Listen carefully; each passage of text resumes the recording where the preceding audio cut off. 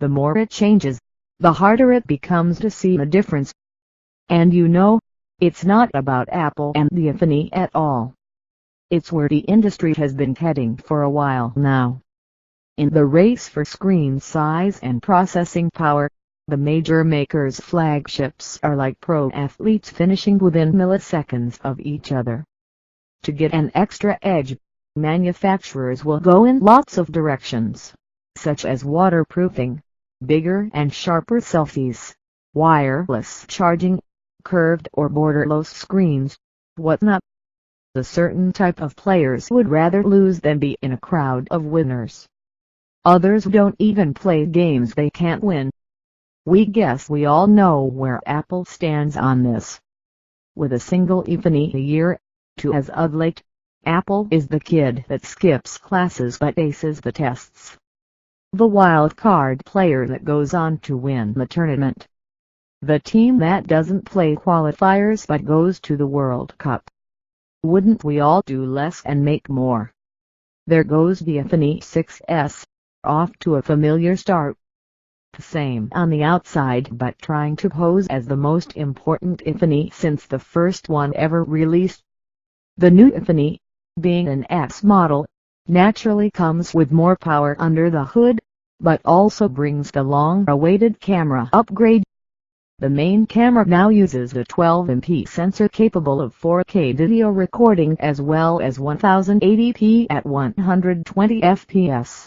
There is a brand new 5MP selfie camera too.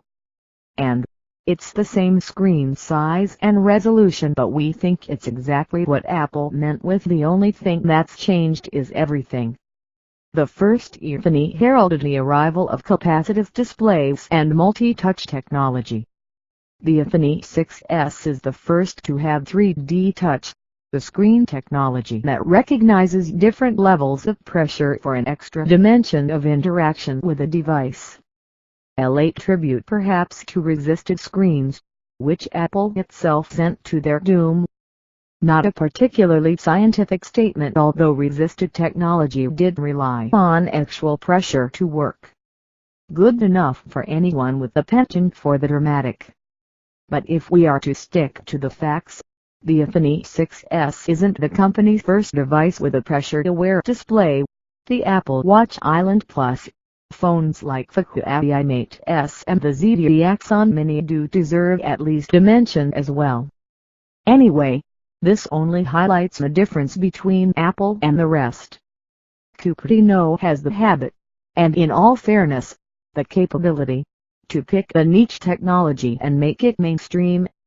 So, the pressure-aware display and improved imaging are the big news about the iPhone 6s. We've pretty much come to take the next OS and chipset version for granted.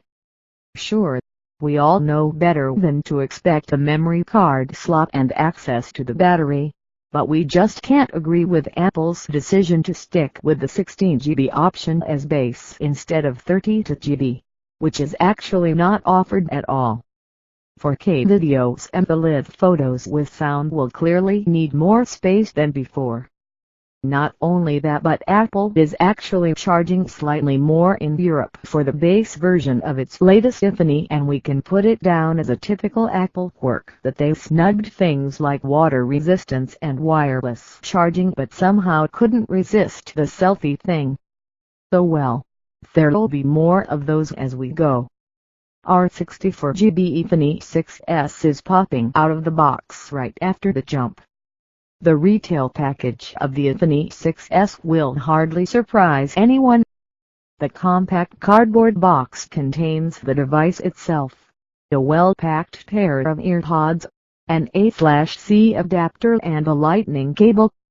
The 1A charger is very compact, but it's not going to win any speed competitions. In the day and age of quick charge, VOOC and other quick battery topping solutions, what Apple offers is rather disappointing. And if you live in the UK, Ireland, Malta, Hong Kong, or any other country that uses the British standard, then you also lose the small size perk, as the adapter there is huge. The new iPhone 6s, as the X suggests, pretty much reuses the original design and only upgrades the internals. The additions of the 3D touch technology and the bigger camera required some minor changes though. For one, the iPhone 6s is a tad thicker and yet had to sacrifice some battery capacity to accommodate the layer of pressure sensors in the screen. Its dimensions are 138.3 x 67.1 x 7.1 mm, compared to the original 138.1 x 67 x 6.9 mm. The difference is negligible, but it's bad news if you had some tight-fitting cases for your iPhone 6. They won't fit on the 6s. What's more readily noticeable is that the iPhone 6s has gained some extra 14 g of weight, again down to the pressure-sensitive layer. That's the kind of difference you can feel in your pocket and makes the phone heavier than the Galaxy S6 with its 5.1 screen. It may be an entirely different device within, but the exterior of the iPhone 6s is absolutely identical to last year's iPhone 6. Packing just 4.7 inches of screen estate, it is still one of the most compact flagships on the market, but its screen-to-body ratio is rather unimpressive. Apple has been reluctant to do something about that for years now, and things are now getting embarrassing. There are phones with 5+ screens that have the same footprint, while phones with equally sized displays usually come in notably smaller packages. There are some good news though. The iPhone 6s unibody is cast out of 7000 series aluminum instead of last year's 6000 series, and it's stronger. Latest tests revealed the iPhone 6s bends at much higher levels of pressure than the previous generation, almost triple actually.